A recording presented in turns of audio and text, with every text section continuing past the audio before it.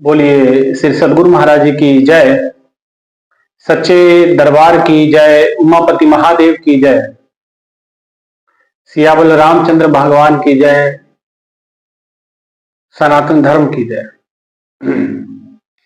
प्रिय भगवत प्रेमियों, हमेशा की तरह आज भी प्रभु के चरणों में बैठ करके सत्संग विचारों को श्रवण करने का सुंदर अवसर प्रभु कृपा से प्राप्त हो रहा है। गुरु महाराज जी की कृपा से, ईश्वर की कृपा से हम नियमित सत्संग विचारों को सुनते हैं, श्रवण करते हैं, अपने जीवन को लाभान्वित करते हैं, अपने जीवन को धन्य करते हैं। बड़े सुंदर त्योहार को हम आप सब मना रहे हैं, भगवान के जन्म उत्सव को। भाइयों बहनों, कल रात्रि हमने भगवान श्री कृष्ण के जन्म उत्सव को बड़े धूमधाम से मनाया होगा। प्रभु का जन्म उत्सव इस प्रकार से है जैसे अंधेरी रात के भीतर शीतल चंद्रमा का उद्गम हो जाना। मानवता को आज भी इनकी बड़ी आवश्यकता है। कन्हैया जी धरती पे आए, कर्म का संदेश दिया, अनेकों दिव्य खेल खेले, दिव्य लीलाएं की और उसके बाद इस धरती धरा को त्याग करके अपने निज धाम को वो पधार गए। आज हम चर्चा करेंगे प्रभु के लीलाओं के ऊपर। प्रभु की लीलाएं जो साधारण बुद्धि से समझी नहीं जा सकती, जिनको साधारण स्तर से आप जान नहीं पाएंगे, उनके लिए अगर उनकी लीलाओं को समझना है तो आपको अपने आप से ऊपर उठना पड़ेगा। और जिस समय हम उस स्तर को प्राप्त करते हैं तो प्रभु की लीलाएं समझनी नहीं पड़ती, वो स्वतः प्रकट हो जाती हैं हमारे घट के भीतर। लेकिन जिस समय इंसान उस अवस्था या उस स्तर को नहीं प्राप्त कर पाता, उस अवस्था को नहीं प्राप्त कर पाता और फिर उनकी लीलाओं को समझ नहीं पाता, तो क्या होता, वो अपने मन माने ढंग से प्रभु की लीलाओं का अर्थ निकालता है और वो फिर अर्थ का अनर्थ भी उसमें होने की संभावना रहती है। ऐसे ही अर्थ का अनर्थ किया गया भगवान के दिव्य खेल को, दिव्य लीला को, जिसको महारास कहते हैं। भगवान ने महारास किया। आप जानते हैं महारास की चर्चा, ऐसा हो नहीं सकता कि भागवत कथा हो और महारास की चर्चा ना हो। आज हम विचार करेंगे कि जो मानव समाज में भ्रांति है महारास को लेकर के, हम उस पे आध्यात्मिक दृष्टिकोण से उस पे विचार विमर्श करेंगे, समझेंगे कि महारास आखिर किसे कहते हैं, या भगवान ने जो किया और जो आज का समाज उस रास को, उस महारास को जो अलग नाम देता है, आज उसके ऊपर हमें दृष्टि डालनी है, उस पर आज हमें विवेचना करनी है। किसी ने बड़ा सुंदर मुझे कल मैसेज किया कि स्वामी जी जो महारास है इसके विषय में जरूर बताएं। तो कोशिश करेंगे अपने स्तर से, जो हमारी गुरु जी की कृपा से जो हमारे को आध्यात्मिक स्तर प्राप्त हुआ है, उस आध्यात्मिक समझ से हम आपके सामने कुछ बातें रखने का प्रयास करेंगे, कुछ विचारों को रखेंगे। जरूरी नहीं कि आप सभी सहमत हो या असहमत भी हो सकते हैं, कोई बात नहीं, लेकिन ये अपनी समझ से मैं आपके सामने अर्थ दे रहा हूं। महारास, महा से भाव है महान, रास रस से बनता है रास, माने जिसमें हमें डूबने में जिसमें आनंद आए। हम कहते हैं ना किसी में कि अरे मुझे ये चीज रास आ गई, रास का मतलब कुछ चीज जिसमें आपकी पसंद भी छुपी है और आप उसमें डूबते भी जा रहे हैं, और ये महारास है। ये वो रस है जो जिस रस की कल्पना आप जीते जी कर नहीं पाते हैं। ये उस महान रास की, महान रहस्य की बात है। और वो रास कौन सा है, वो रहस्य कौन सा है? वो है आत्मा और परमात्मा का संगम, मिलन। आत्मा परमात्मा में विलीन हो जाए उसे कहते हैं महारास। भगवान कृष्ण रूपी परमात्मा में गोपियां रूपी सारे भक्त, उनकी आत्मा उसमें समा गई, ये महारास। नाम मात्र शरीर रह गया, चेतना प्रभु के चरणों में विलीन हो गई, उसको नाम दिया महारास। जो गोपियां जहां थी वहीं से प्रभु के चरणों में वो लीन होते जा रही हैं, उनका प्रभु के चरणों से एकात्मत होते जा रहा है। वो अपने देह भान को भूल करके ईश्वर के अंतर में, अनंत में समाती जा रही है, और वो महान आनंद को वो प्राप्त करते जा रही है, उसे कहते हैं महारास। आप हम महाराज किसे कहते हैं कि एक कहीं कुछ बच्चे जमा हो जाते हैं, कुछ कृष्ण बन जाते हैं, कुछ राधिकाएं बन जाती हैं या गोपियां बन जाती हैं, और कुछ डांडिया डपटा खेलते हैं, और हम सोचते हैं कि हमने रास कर लिया। भाइयों बहनों, ये रास बड़ा छोटा है, ये रास उस स्तर पे नहीं पहुंच सकता। वो रास, वो रस, जब वो आनंद आ जाता है, वो आस्वादन उसका प्राप्त हो जाता है, तो गुरुवाणी में कहा वो रस आवात ई रस नहीं भावा। जब वो रस प्राप्त हो जाता है तो संसार के विषय वासनाओं का रस हमें अच्छा नहीं लगता, वो रस हमें भाता नहीं संसार का। इसलिए महापुरुषों ने कहा कि चेष्टा करें, प्रयास करें, प्रभु के चरणों में प्रार्थना करें, हम उस रस को प्राप्त कर लें, उस महान रहस्य को जान लें, जिसको जानने के बाद दुख नहीं। गोपियां, भगवान भले उनसे दूर चले गए, लेकिन हमेशा भगवान उनके हृदय में अमिट रूप से विराजमान रहे। भगवान के साथ वो बातें करती हैं सारी ग्वालिनें, सारी गोप बालिकाएं भगवान के से रोज चर्चाएं करती हैं। कोई जमुना किनारे बैठी है, भगवान की स्मृतियों में खो जाती है। ये उस रास की बात है, ये उस रास का प्रभाव था। कोई दूध निकाल रहा है, याद आ गई कृष्ण की, वो डूब गई वहीं, भूल गई काम और स्मरण में खो गई भगवान के। तो ये वो रस है। इस रस का, अब वो इस रस का इतना प्रभाव उनके ऊपर हुआ, आंतरिक जगत से तो हुआ ही हुआ, बाहर भी उसका प्रभाव दिखने लगा। वो खोई खोई रहने लगी, उनका मन काम में ना लगे, केवल साधना में लगे, केवल भगवान के चिंतन में लगे, सुमरन में लगे। जब समय मिल जाए वो कहीं एकांत में बैठ के कृष्ण को याद करती, भाव साधना करती। भगवान ने कहा था, इसको बड़ा सुंदर समझाने का प्रयास किया उद्धव जी को। उद्धव जी ज्ञानियों में श्रेष्ठ थे, ज्ञानी थे, चीजों को समझते थे, लेकिन फिर भी इस भाव का उनमें अभाव था। भाइयों, ज्ञानी हो जाना एक अलग बात है, और उस रस को प्राप्त करके उसमें डूब जाना एक अलग बात है। चीजों को समझना एक अलग बात है, और उन अवस्थाओं को फील करना, उस अवस्थाओं का आभास, उसको प्राप्त करना एक अलग बात है।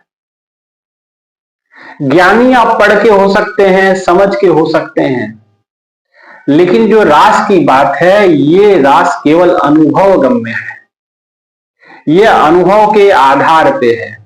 और गोपियों को इसका अनुभव भगवान ने करवा दिया, और उस भाव में वो हमेशा डूबी रहती, वो अनुभव के आधार पे हमेशा जीती। उद्धव जी के पास ज्ञान था, समझ थी, विद्वता थी, लेकिन गोपियों वाला भाव नहीं था, गोपियों वाला प्रेम नहीं था, गोपियों वाला स्वभाव नहीं था।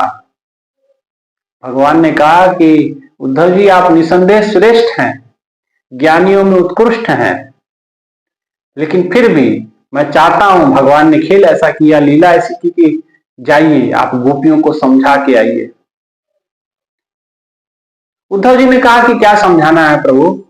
उन्होंने कहा कि देखिए वो मेरे में इतनी आकंठ डूब चुकी हैं कि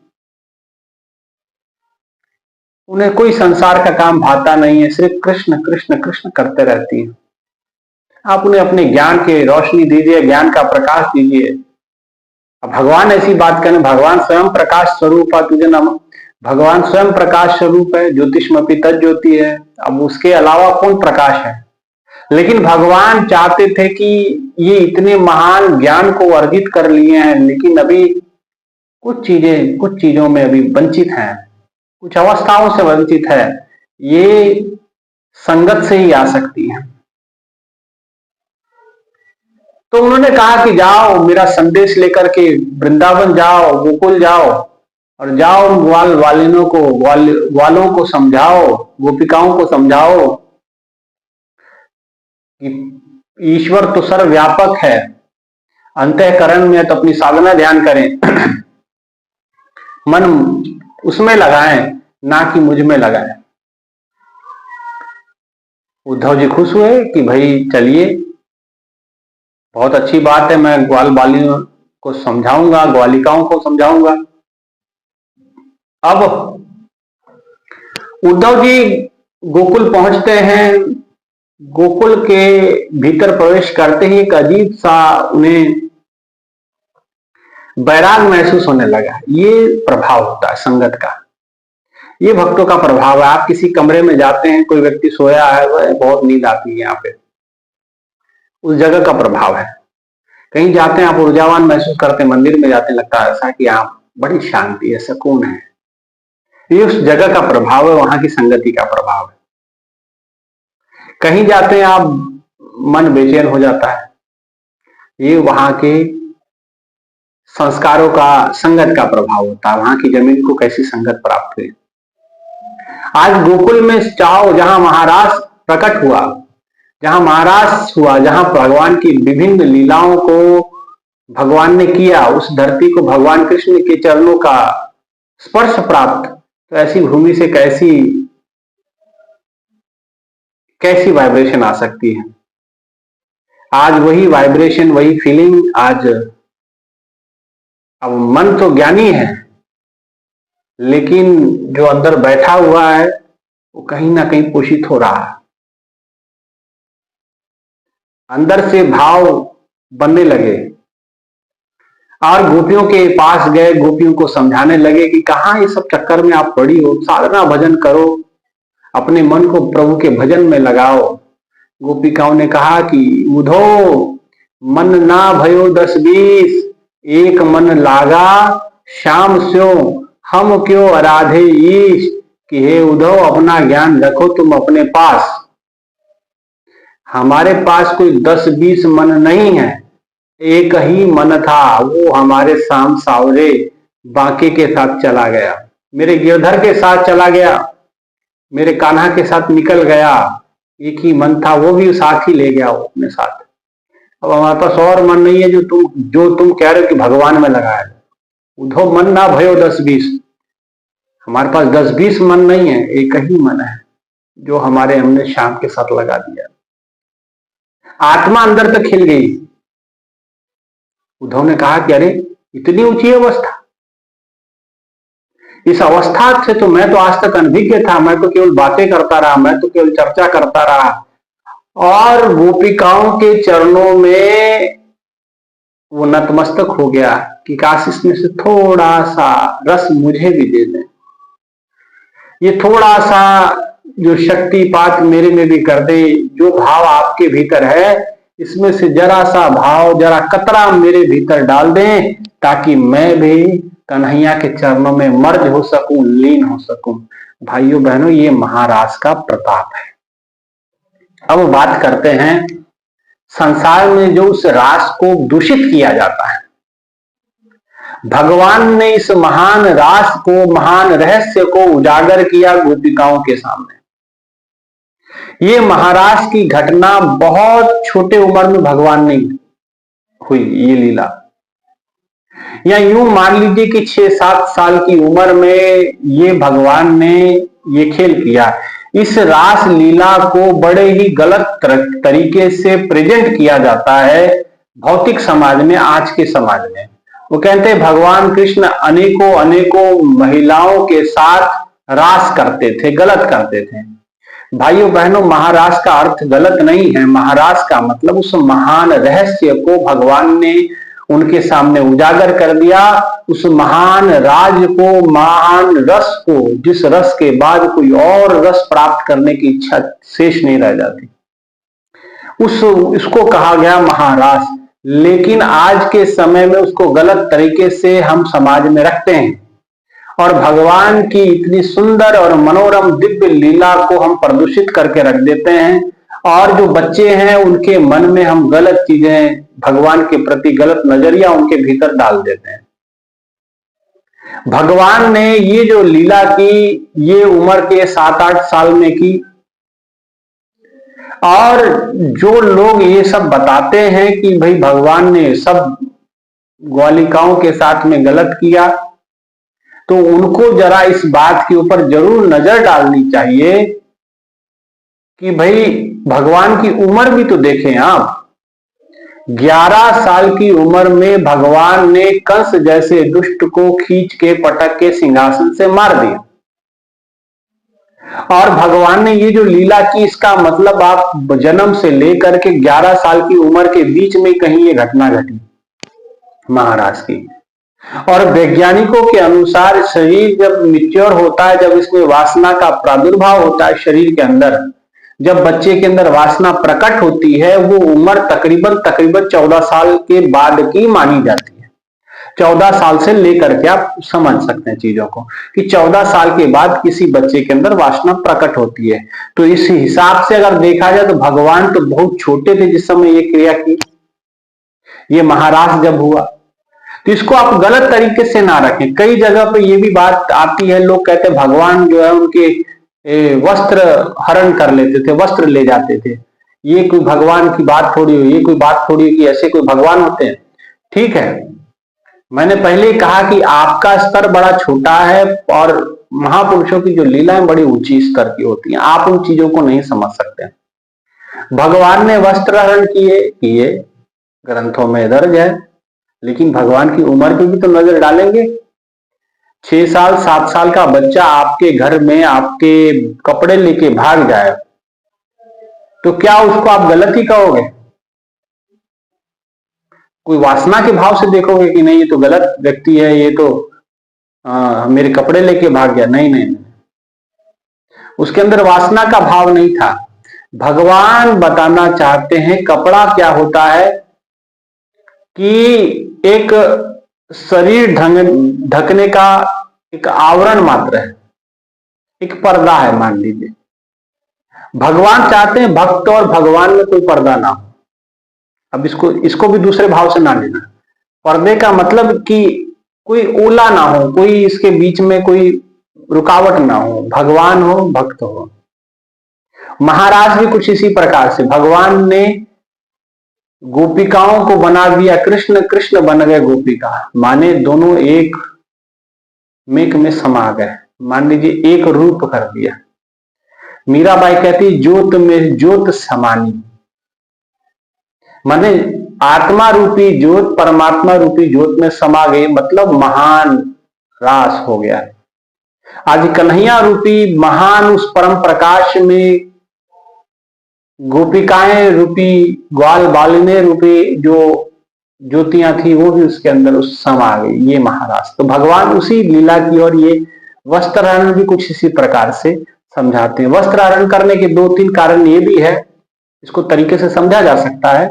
जैसे खुले में आप पूर्ण निर्वस्त्र होकर नहाना उचित नहीं माना जाता, वो अच्छा दृष्टि से नहीं देखा जाता है ना।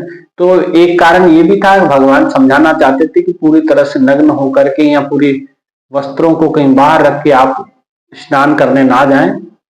ऐसे जगह पे ही स्नान किया जाए, अगर चारों तरफ से बंद है तभी आप स्नान करें, और खुले में करना है तो फिर पूर्ण कपड़े निर्वस्त्र होकर के ना नहाए। एक कारण इसके, क्योंकि निर्वस्त्र होना भी वो ठीक नहीं माना जाता। तो एक तो ये बात समझाना चाहते हैं, है ना। लेकिन हम इसको अब दूसरे तरीके से हम पेश कर देते हैं, गलत तरीके से भगवान की लीलाओं को हम उसका इंटरप्रिटेशन करना शुरू कर देते हैं। तो लीलाओं को हम दुनिया के सामने गलत तरीके से जिस समय प्रेजेंट करते हैं, तो भाइयों बहनों, आप अपने आने वाली पीढ़ी को बहुत बड़े संस्कार से वंचित कर देते हैं, वंचित कर देते हैं। लेकिन ये लीला, ये रहस्य अपने आप में बड़े मनोरम हैं, बड़े दिव्य हैं। इस दिव्यता को समझने के लिए आपको उस दिव्य स्तर पे पहुंचना पड़ेगा। कृष्ण के स्तर पे नहीं, कम से कम गोपिकाओं के स्तर पे पहुंच जाए, गोपिका ही बन जाए,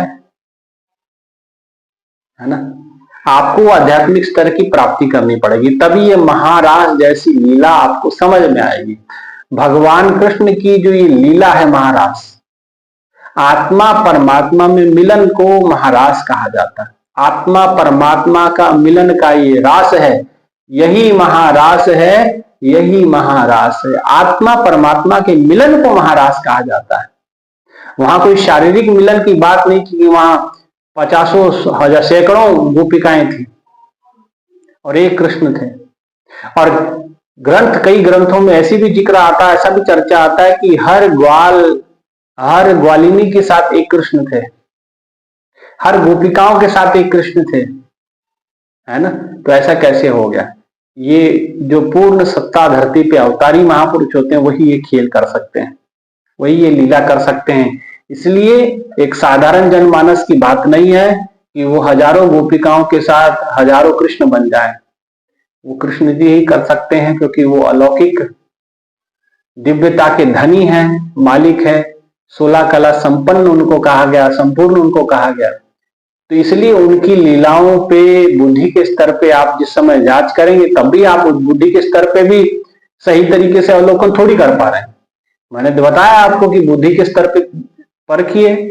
भगवान की लीला को 7 साल और 11 साल और 7 साल के बीच में भगवान की महारास की लीला हुई, उसमें क्या होता है? आपके घर में 5-7 साल के बच्चे होते, उसको भी अपने हाथ से रोटी खिलाना पड़ता, उसको भी समझ नहीं होती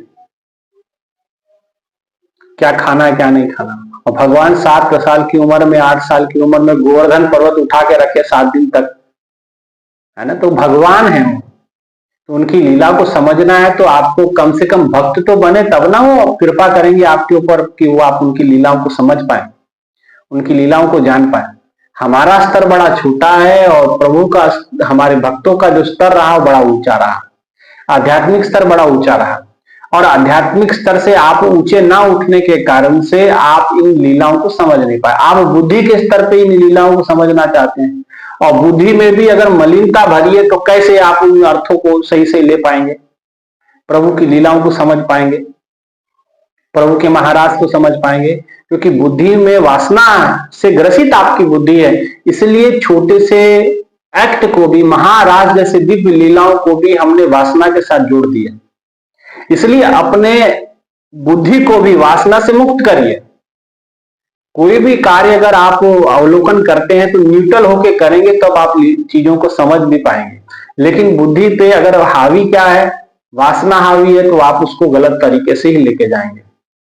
किसी ने किसी के साथ, किसी लड़के ने किसी लड़की के साथ बात की, किसी लड़के ने किसी लड़की के साथ बात की तो सिर्फ बात की, लेकिन अगर आपकी बुद्धि में वासना भरी है तो आप उस लड़के ने लड़की से बात की या लड़की ने लड़के से बात की, तो अगर बुद्धि में वासना है तो आप उसको गलत तरीके से ले जाएंगे। लेकिन अगर आप न्यूट्रल हैं, बस इतना ही है, सोच लें, जितनी चीजें हैं उतना ही समझें। अगर आपने सिर्फ बात की तो भाई 100 बातें हो सकती, की उन्होंने बात, लड़के ने लड़की से उसी से ही क्यों बात की, और भी तो लड़कियां थी या और लड़के थे, उससे क्यों बात नहीं की? तो ये जो एक्स्ट्रा माइंड हमारा होता है ये बुद्धि प्रभावित करती है। और बुद्धि पे क्या हावी है? आपने 3 गुणों की चर्चा की होती है, रज तम सत। कौन सा? रज मतलब राजसिक, तामसिक और सात्विक। तो आपकी बुद्धि पे प्रभाव किसका है? तमस का है, राजस का है कि सात्विक का है? तब आप फिर उस बुद्धि ऐसी ऐसी आपकी बुद्धि के घोड़े आपके दौड़ने लगते हैं। आपके बुद्धि के ऊपर वासना हावी है तो आप अच्छे भले बातचीत को भी हो सकता है कि उन्होंने पूछा हो कि भाई आपने बहुत अच्छा उत्तर दिया या बहुत अच्छी चीजें कही या बहुत अच्छी कोई प्रशंसा की, हो सकता है किसी ने एक दूसरे की, लेकिन आपकी बुद्धि ने क्या कैच किया, ये निर्भर करता है कि आपकी बुद्धि में हावी कौन है, वासना या सात्विकता, तमस या सत्व, ये क्या आपकी बुद्धि को प्रभावित किया हुआ है। तो आपकी बुद्धि का प्रभाव है और उस प्रभाव के आकर के बुद्धि वैसे मनमाने अर्थ लेती है ना। इसलिए जितना है उतना समझने का प्रयास करें। एक्स्ट्रा जिस समय हम समझ लेते हैं तो बड़ा हानि हो जाता है। इसीलिए भाइयों बहनों, अर्थ का अनर्थ हो जाता है। अगर अर्थ को समझना चाहते हैं तो अपने आप को ऊंचा उठाएं, आध्यात्मिक स्तर से ऊंचे उठें और तभी प्रभु के दिव्य लीलाओं को समझ पाएंगे। महारास मतलब आत्मा परमात्मा का मिलन। भगवान ने गोपिकाओं को अपने भीतर समा लिया, अपने इस विराट ईश्वर में उनकी ज्योति को लीन कर लिया। मात्र नाम मात्र के वो शरीर रह गए। अपने शरीर के कर्मों को पूर्ण करने के लिए वो वृंदावन में जो भी उन्होंने जितना समय भी ग्वाल गोपिकाएं रही, उन्होंने अपने कर्मों को भोगा या कर्मों को जो उनके कर्म थे उनको फलीभूत किया या फिर काटा, लेकिन वो आत्मा के रूप में परमात्मा ने, कृष्ण जी ने अपने भीतर समा लिया उनको, है ना। भगवान ये तो अर्जुन को कहते हैं, तेरा योगक्षेम मैं बहन करूंगा। ग्वाल बालिनों को, गोपिकाओं को यही कहा कि आपका सब कुछ मैंने ले लिया अपने ऊपर, त्रिमसित रहना है। जब तक आपकी आयु है आप जीवन जिए और स्मरण करते रहें और आत्मा को परमात्मा में लीन कर लिया, यही महारास है। इसको उसका दूसरा अर्थ ना लें आप। आत्मा परमात्मा का विलन महारास कहलाता है, वही महारास है। वो रस आ जाता है तो कोई और रस नहीं आता, ठीक है ना। इसलिए मलिन बुद्धि के द्वारा मलिनता ना फैलाएं, भगवान की दिव्य लीला को समझें, ठीक है। इसलिए इस महारास के ऊपर यही चर्चा थी। कृष्ण जन्माष्टमी के पावन बेला पे कल रात्रि भगवान कृष्ण के जन्म उत्सव को मनाया गया, बड़े धूमधाम से जगह जगह मनाया जा रहा है। हमने भी मनाया, और लेकिन किसी ने मुझे कहा कि क्योंकि मैंने कल जो वीडियो बनाया था उसमें ये कृष्ण जी को जानने में मैंने ज्यादा जोर दिया था, कृष्ण जी को जाने तो ज्यादा बेहतर है।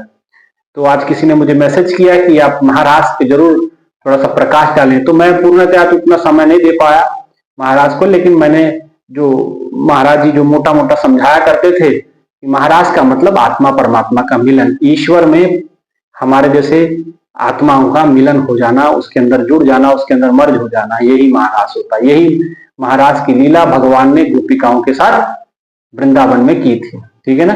तो यही इतना ही अर्थ इसका लें, इससे अन्यथा इसको अपनी वासना या मलिन बुद्धि से समझने का प्रयास न करें। आत्मा के स्तर पे जानेंगे तो आपको चीजें समझ में आएगी, ठीक है।